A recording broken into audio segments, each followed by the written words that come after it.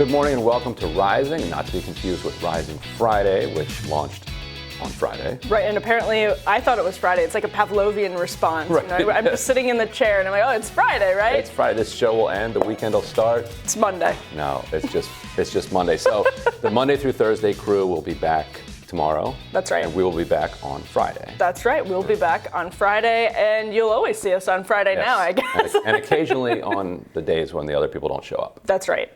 Not to cast any aspersions, but here we are. Consider themselves a Spurs. Yes. Yes. Well, Kim Iverson is joining us later today. We're also going to discuss, of course, the French election results and so much more. But first, let's talk about Amazon. Talking a lot about Amazon today, Ryan. What happened over the weekend? Bernie Sanders and AOC went down to rally with the workers in Staten Island. There's a second union election coming up, which is in the warehouse right across the street from the warehouse that just recently organized. It's the same Amazon labor union, the independent organization created by Christian Smalls, Derrick Palmer, and others to, in order, which was the first successful unionization campaign in an Amazon warehouse anywhere in the world.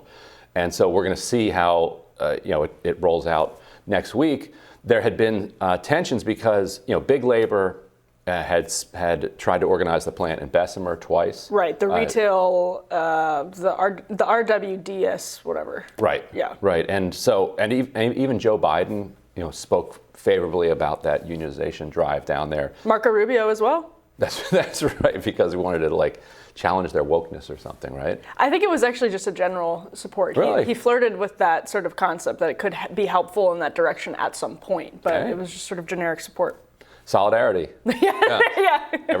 Everybody on board. And so there was a ton of attention on that one, but when it came to the Staten Island warehouse, they had $120,000 from GoFundMe. Right. And basically basically no institutional or political support. And so there was some tension after the victory when politicians were saying, congratulations. And they said, well, you can't congratulate us now because, and supporters of the university, just get out of here.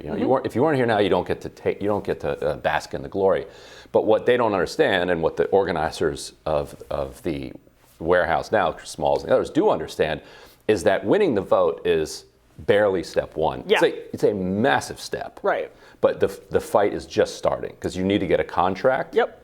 And then you're going to have to get another contract, and then you're going to have to enforce the contract. And for that, you need everybody pushing in the same direction. And so they kind of buried their beefs, and over the weekend, rallied there. Actually, do we have Derrick speaking there? Workers did this. Workers. So now we have to take this power and we got to take it to Jeff Bezos' office, and we got to let him know that we mean business. We're not playing with y'all anymore. We've woken the country up, and I want us to continue on this journey, and I want us to win LDJ5. LDJ5 has been busting their ass, organizing day in and day out, and we need to support them. And also, we need to support all the Amazon facilities around the world who want to organize as well. Jeff Bezos, your time is coming, brother. Your time is coming, you hear me? What's interesting is there's some symmetry with what Biden said. Biden previously said, Amazon, he said, here we come. Yeah, something Here like we that, come. yeah. So to see that it's almost a call and response from Biden to these independent labor organizers must be kind of a threatening thing to corporate America. I'm sure for Amazon, and this is another thing people have to remember about Amazon, it seems like, okay, what's the big deal? They have some warehouses unionizing, this is just one vote, the contract still has to be ironed out, which, as you say, is almost more than half of the battle. And it is, though, when you have your business model predicated on efficiency above all else. People wonder how their trinkets show up at their door in a matter of hours after putting that order in. And it's because Amazon has this incredible drive for efficiency. And that's actually part of what causes the safety issues. It's part of what causes the concerns about, worker tracking, all of that. And so for Amazon, actually, this is a real threat. That's why they fought it tooth and nail, because they are really under the impression that just anything that disrupts their hyperdrive and their insane level of efficiency is going to be what gives the competition a leg up and what topples their sort of dominance, because that's what Amazon is known for: getting that stuff to you efficiently, Right. quickly, no problems. It's at your door, and I don't think they really. I don't know that that's totally under threat. What should be under threat is to the extent those actually harm workers, and so I think naturally some things will have to probably slow down a bit, and that's probably very scary to Amazon because they've been able to do that as much as they want for the most part. And that's why, I think this is a very big deal. It's hundreds of thousands of workers. It's easy to forget. One of the biggest employers in the country, and hundreds of thousands of Americans work in these warehouses. It's a lot of people. Do you think there is any competitor who has enough pop at this point to even challenge them? Let's say overnight they unionize the entire Amazon warehouse workforce across the country. Right. And now it's taking, because of scheduling reasons and other things, it's taking 6 to 12 hours longer to get stuff, or even 24 hours longer. Do you think that would create room for a competitor, or do you think that there's such a monopoly at this point that people be like, you know what, it's fine. I'm getting it from Amazon. I get my things from Amazon. I'm going to keep getting my things from Amazon. Yeah, well, so that's an interesting question. I don't even think we're talking about 6 to 12 hours or 24 hours. I think we're talking about like a few hours. Right. I don't think it's even like that. We have seen people move into that space, like Target was shipped, Walmart. There are people that really want a slice of the pie, and I do think consumers are sort of exhausted with Amazon. They don't like the way Amazon does business, and even if they are So it's cut both ways in some ways. Yeah, right. You could feel better about your purchase knowing you're not exactly getting it so fast, because people understand if something comes super fast for super cheap. Yeah. There's no free lunch. Somebody paid for that. Well, and this is the thing, like busy people who have families and children and need, Amazon it relieves a lot of people of stress, right? Like you can order your baby wipes without having to leave the house and they'll be there. And you can, get all of the shopping done. You don't have to get the kids in the strollers and, go out for this expedition. But at the same time, like you said, Ryan, I think people are sort of exhausted with it. And Amazon really is the fastest. They are the most efficient right now.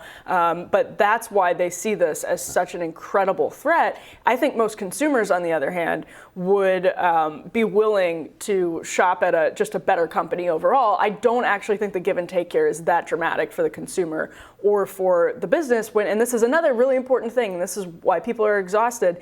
Jeff Bezos is one of the wealthiest men to ever walk the face of the earth.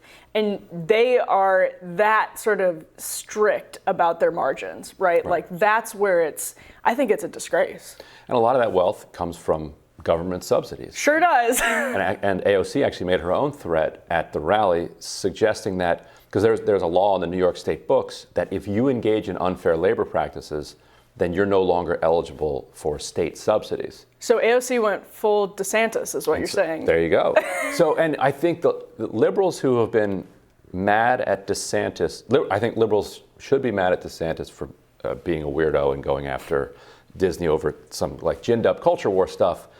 But I think they should embrace the idea that it's fine for the government to discipline these corporations. Good. Yes, they work for us. We don't work for them. Well, let's play the AOC So here's AOC. soundbite here. If you're going to do business out here in New York, you got to treat our people right. And so if you can go to space, you can give our workers a bathroom break. Ain't that right? If you can go to space, you can make sure that you're treating people well and giving them solid health care benefits.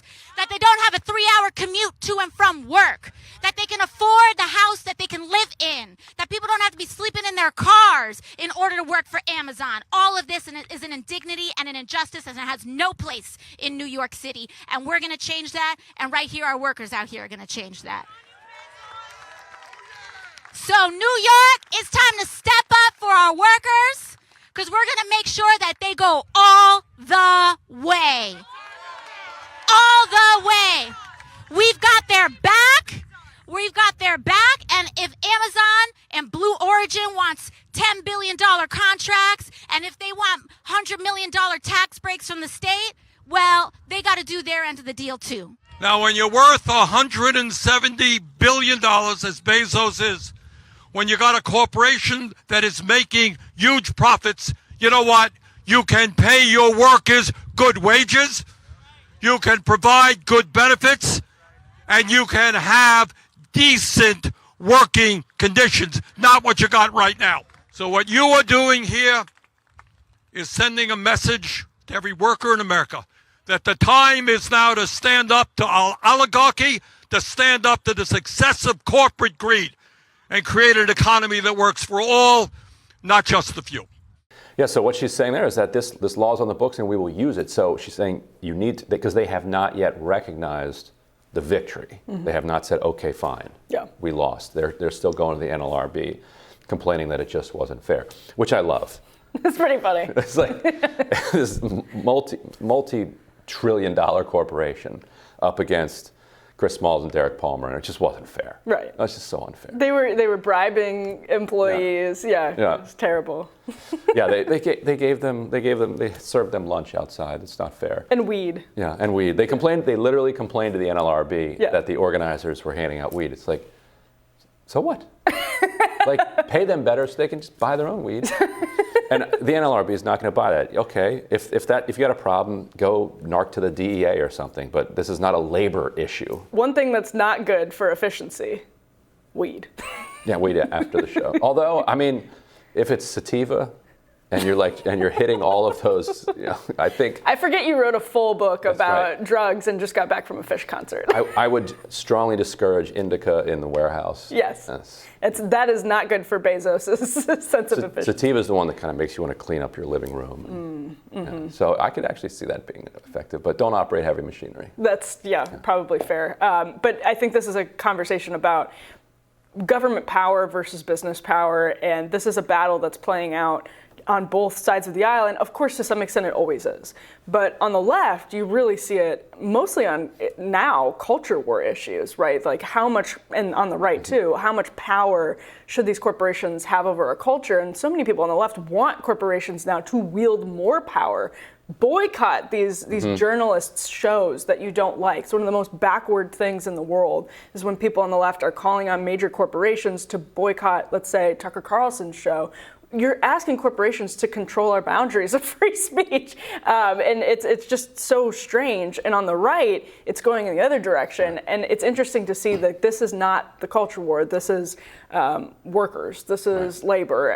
And I think, I'd love, this is what my radar is going to be on. I'd love to see more of this from the right, but it is really interesting to see the parallels between exactly what AOC just said and what DeSantis said, because they're talking essentially about the same thing. Yeah, it's old school stuff, organizing and using government power to improve people's lives. How about that? Old school. Exciting. Yeah. Remember the good old days where the government worked for the people? Bring it back. Quaint. All right, well, we're going to tell you what's on our radars next.